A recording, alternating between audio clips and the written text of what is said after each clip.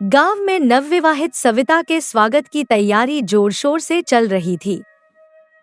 सविता का पति रवि गांव के एक छोटे से खेत में काम करता था। सविता को नए माहौल में घुलने मिलने में थोड़ी दिक्कत हो रही थी।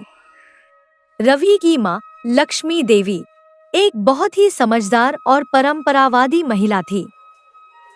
सविता के नए घर में कदम रखते ही लक्ष्मी देवी ने उसे घर के कामकाज में हाथ बटाने को कहा। सविता बेटा, अब से तुम्हें घर के सारे काम संभालने होंगे। यह सब तुम्हें जल्दी ही सीखना पड़ेगा। जी मां जी, मैं कोशिश करूंगी। सविता को समझ में नहीं आ रहा था कि कहां से शुरू करे। उसने अपने पति रवि से मदद मांगी। रवि ने उसे सांत्वना देते हुए कहा कि सब कुछ धीरे धीरे ठीक हो जाएगा और वह हमेशा उसकी मदद के लिए तैयार रहेगा। गांव की प्रमुख महिला उर्मिला आंटी ने सविता को अपने घर के कामकाज में मदद की पेशकश की। उर्मिला आंटी का घर पूरे गांव में अपनी सजावट और साफ सफाई के लिए मशहूर था। तुम्हें किसी भी चीज में मदद चाहिए हो तो मुझे बताओ, मैं तुम्हें सब सिखा सकती हूँ।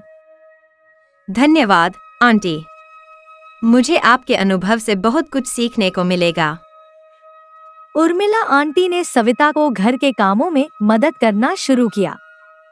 उर्मिला आंटी के साथ सविता ने किचन के काम, बर्तन धोने और घर की साफ सफाई का तरीका सीखा।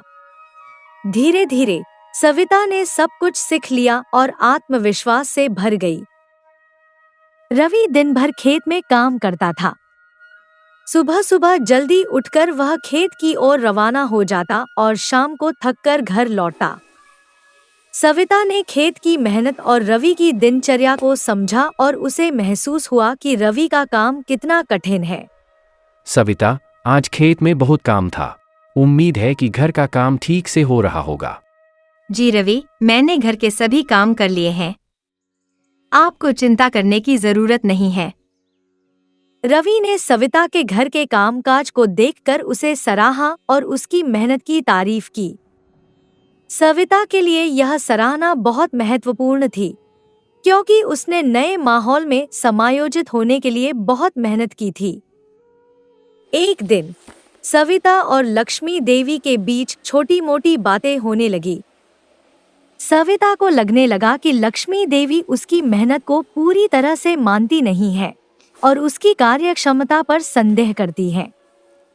मां जी, मैंने हर काम सही से किया है, फिर भी आप हमेशा शिकायत करती हैं। सविता, घर के काम बहुत महत्वपूर्ण होते हैं। हर काम को अच्छे से करना जरूरी है। रवि ने देखा कि स्थिति बिगड़ रही है।